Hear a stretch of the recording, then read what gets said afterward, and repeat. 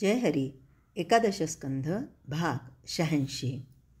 5व्या अध्यायामध्ये आपण विचार करतोय परमार्थामध्ये सगळ्या दृष्टींनी अनंत असलेल्या भगवंताशी आपला संबंध जोडायचा असतो. देहबुद्धी म्हणजे आकुंचितपणा, कद्रूपणा, हीनपणा, स्वार्थीपणा आणि खरा अज्ञानीपणा होय. मग आपण काय करायचं तर ही देहबुद्धी बाजूला सारायची आणि अनंताशी आपला संबंध जोडायचा. नंद, यशोदा, वसुदेव, देवकी यांनी भगवंताशी माता पिता या नात्याने आणि तो आपला पुत्र या रूपाने संबंध जोडला. शिशुपाल दंतवक्राने शत्रुरूपाने भगवंताशी संबंध जोडला. सुदामदेव, अर्जुन यांनी सखा रूपाने भगवंताशी संबंध जोडला. आणि गोपींचं तर विचारूच नका. गोपींचं तर सर्वस्व काही म्हणजे कान्हा होता. आणि म्हणून आम्ही देहबुद्धी बाजूला सारायची आणि भगवंताशी संबंध जोडायचा. व्यवहारात जे अज्ञानी असतात आणि जे शब्दज्ञानानं संपन्न असतात ते दोन्हीही वर्ग भक्तीला लायक नसतात असं नाथ महाराज म्हणतात. भक्तीला काय लागते? श्रद्धा लागते. आणि ती या दोघांजवळही नसते. दोघांजवळ म्हणजे जो अज्ञानी आहे त्याच्याजवळ आणि जो शब्दज्ञानानेच फक्त संपन्न आहे त्याच्याजवळ. त्यातल्या त्यात अज्ञानी माणसं अधिक प्रमाणात संतांवर विश्वास ठेवतात. संत त्यांच्यावर अनुग्रह करतात आणि ते तरुण जाण्याचा मार्ग दाखवतात. पण शब्दज्ञानी माणसं वास्तविक अज्ञानीच असतात. पण मला कळतं या अभिमानानं त्यांच्या ठिकाणी दुसऱ्याचं ऐकण्याची वृत्तीच राहत नाही. शिवाय त्यांचं मन अनेक विकल्पांनी आणि तर्कवितर्कांनी भरल्याने संतांवर श्रद्धा ठेवणं त्यांना अशक्य होतं. याचा परिणाम असा होतो की एखादा साधा मनुष्य श्रद्धेच्या जोरावर संतांना शरण जातो आणि लवकरच आत्मज्ञान संपन्न होतो. पण शब्दज्ञानी माणसं शब्दांचा किस काढत विनाकारण आयुष्य व्यर्थ घालवतात. अर्थात भगवंताचा मार्ग सापडावा किंवा संतांना शरण जाता यावं म्हणून शास्त्राचं अध्ययन करणारा साधक लवकर तयार होतो यात शंका नाही. समजा एखाद्या व्यक्तीला 2 मुलं आहेत. त्यापैकी एक जाणतं आहे आणि एक नेणतं आहे. म्हणजे एकाला समज आहे आणि एक खूपच लहान आहे, त्याला काहीच समजत नाही. तर जाणत्याने अपमान केला तर बाप त्याला मारतो का नाही? पण तान्ह्या मुलाने त्याला लाथा मारल्या किंवा त्याच्या डोक्यावर जरी चढलं तरी बाप त्याला रागवत नाही किंवा त्या मुलाला दोषही लागत नाही. दोषाची जबाबदारी जाते जाणत्या मुलाकडे. तसं जाणत्या माणसानं भक्ती केली नाही तर त्याला मोठा दोष लागतो. आणि अज्ञानी माणसाला विशेष दोष नसल्यानं साधूंवर केवळ विश्वास ठेवल्यानंच तो शुद्ध होतो. नेणती म्हणजे अज्ञानी माणसं ही भाविक असतात. साधूच्या कृपेनं अनुग्रह होऊन ती तरुण जातात. ज्ञानाचा अभिमान असणाऱ्या माणसाची मनोवृत्ती भाव उत्पन्न होण्याला प्रतिकूल असते म्हणून त्याला दोष बाधतात. अज्ञानी मनुष्य मोठ्या श्रद्धेनं साधूला वंदन करतो, त्याला शरण जातो. साधूंवर खरा विश्वास ठेवल्यानं त्याचं अज्ञान नाहीसं होतं. पण ज्ञानाभिमानी माणसं, ज्याला ज्ञानाचा अभिमान आहे अशी माणसं विकल्पांनी अतिशय भरलेली असतात. त्यांचा कुणावरच विश्वास बसत नाही आणि साधूची आणि त्यांना शरण जाणाऱ्यांची दोघांची ते निंदा करतात. अभिमानाच्या हट्टानं त्यांना दोषांची अति बाधा होते. त्यामुळं त्यांचा अधप्पात होतो.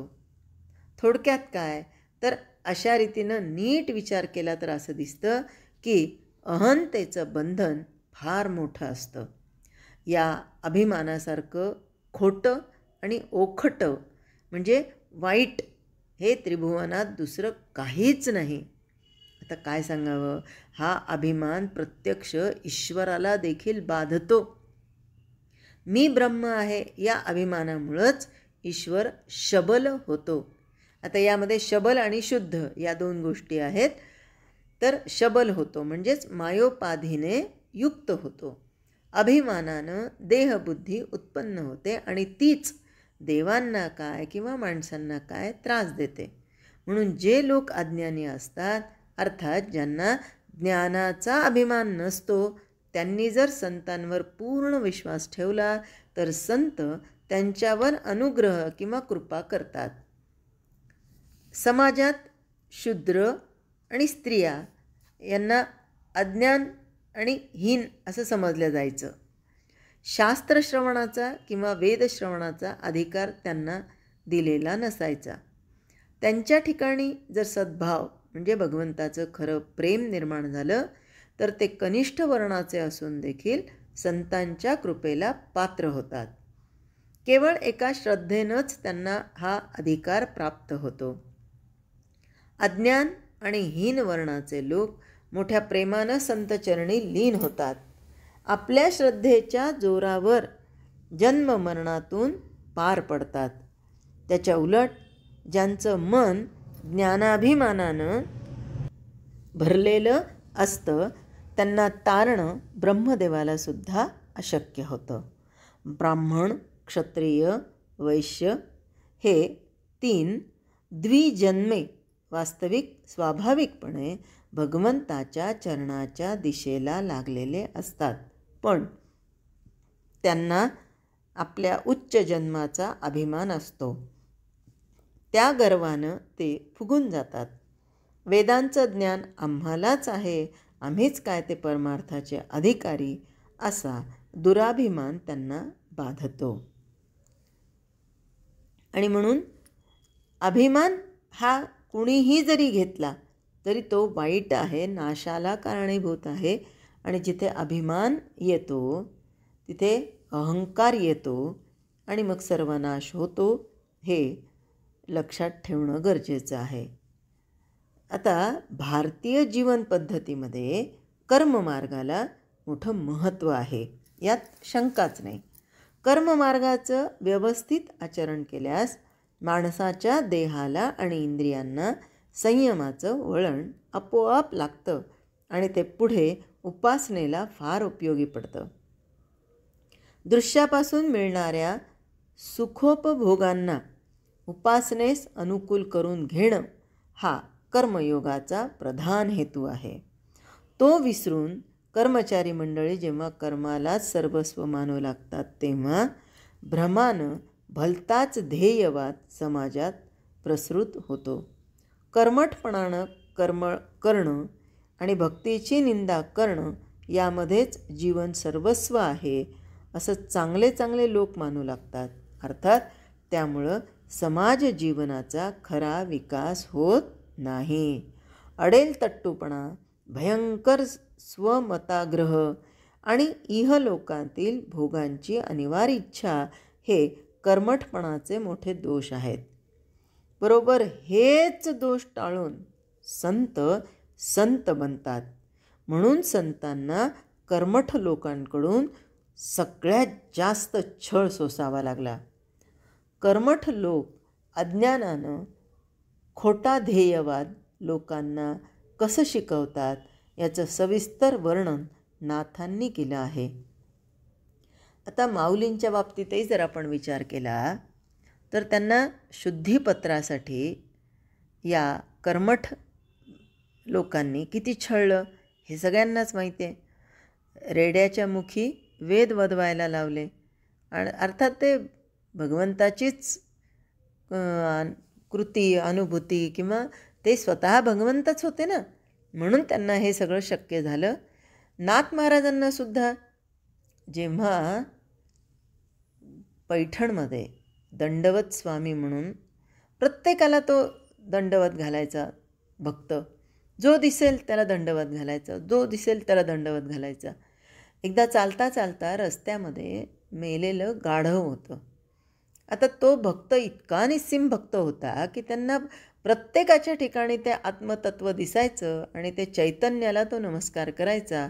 आणि त्या दंडवत स्वामींनी नमस्कार केल्यामुळे ते मेलेलं गाढव उठून उभं राहिलं. मग आता हे इकडच्या तिकडच्या लोकांनी जेव्हा बघितलं तेव्हा बाबा बाबा बाबा लगेच त्याला डोक्यावर घेतला. आता त्याची मिरवणूक काढणार, आता त्याचा म्हणजे गैरवापर केला जाणार म्हणून ते दंडवत स्वामी पळत पळत पळत पळत नाथ महाराजांकडे आले आणि नाथ महाराजांना घडलेली घटना सांगितली. नाथ महाराज म्हणाले की तुम्ही सरळ आता इथून गोदावरीमध्ये जा आणि आपलं कल्याण करून घ्या. कारण हे जे कर्मठ लोक आहेत यांना भक्तिभाव नाही आहे, तर फक्त त्याची ती विद्या किंवा त्याचं ते शक्ती ती बघितली आणि त्या चमत्काराला नमस्कार करणारी मंडळी.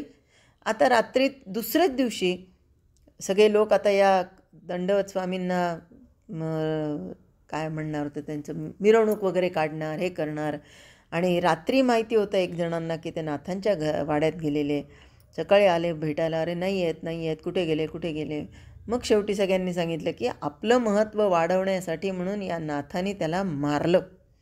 आणि मग तो खोटा आळ यांच्यावर आला. आणि मग नाथ महाराजांनाही सांगितलं की हा जो नंदी आहे त्या नंदीला तुम्ही गवत खाऊ घाला जर तुम्ही त्याला मारलं नसेल तर.